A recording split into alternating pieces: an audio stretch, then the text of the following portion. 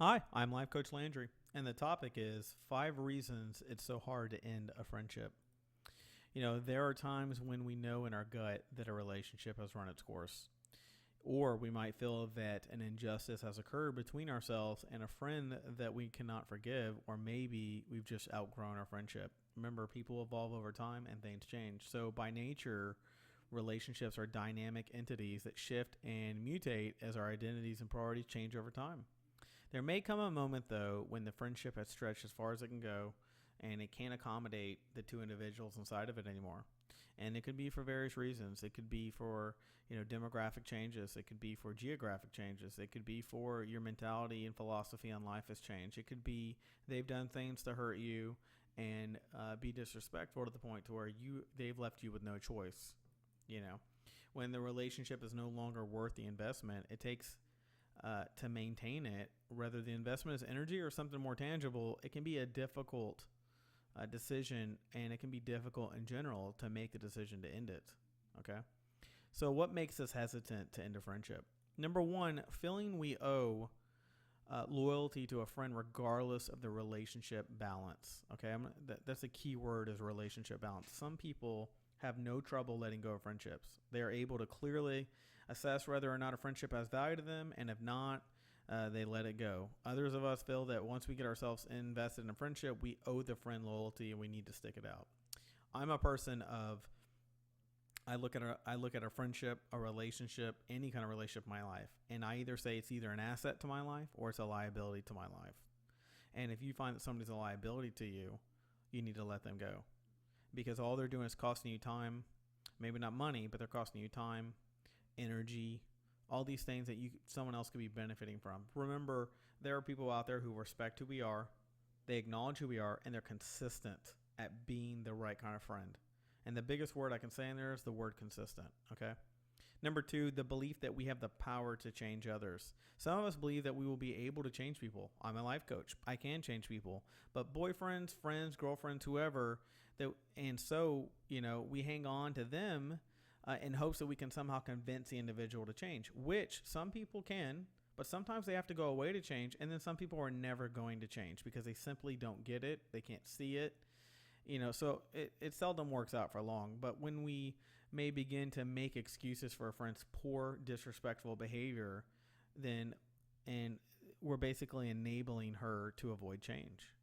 Okay, so that's what happens when you're with somebody for too long, around somebody for too long. You become an enabler.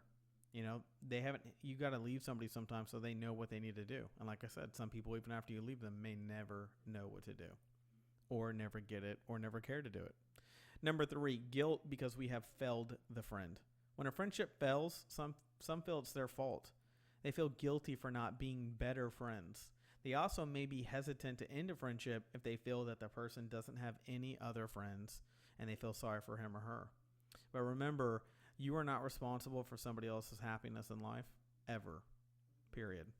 They should be happy. You should enter their life and be a part of their happiness, not the thing that makes them happy. Number four, feeling that we deserve bad friends. Some of us might have such low self-esteem or self-worth that we have decided that any friend is better than no friend. We put up with their poor behavior, disrespectful attitude, because we feel that it is all we deserve and all we should expect to ever have.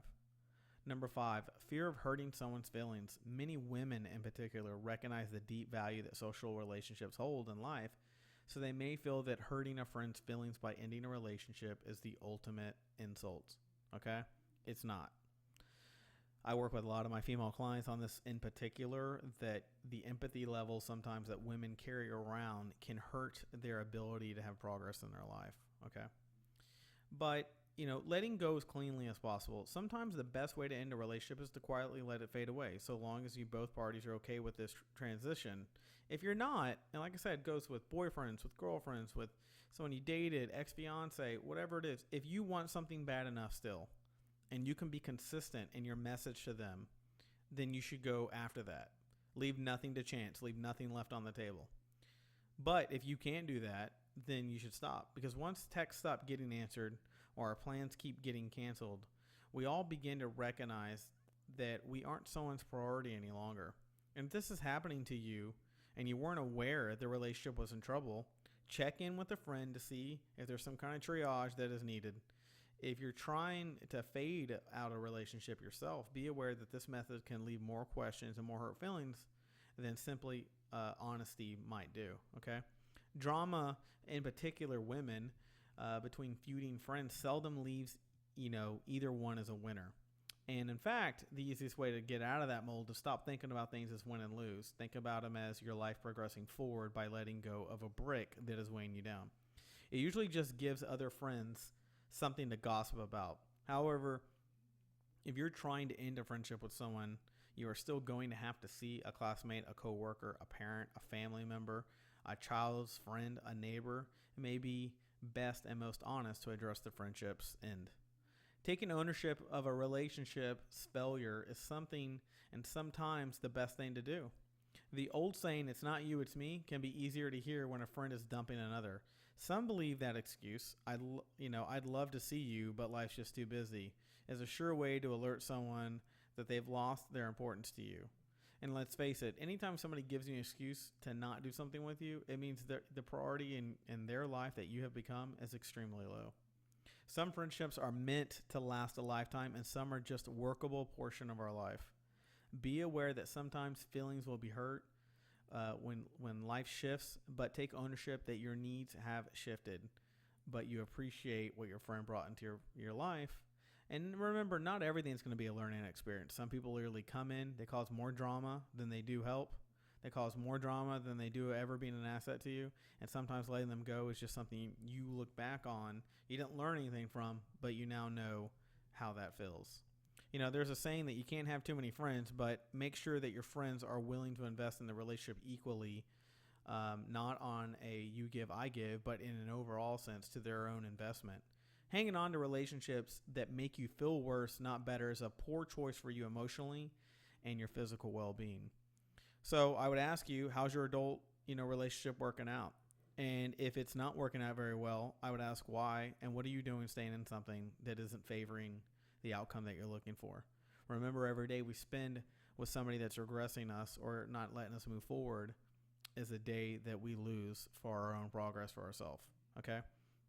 So if you're struggling right now in a friendship, if you're struggling with trying to decipher whether someone is an asset or a liability to your life, and you'd like to book a personal session with me, contact me at the email below. And if you found this information of value, show your appreciation by clicking on the donation link below, and I will talk to you soon.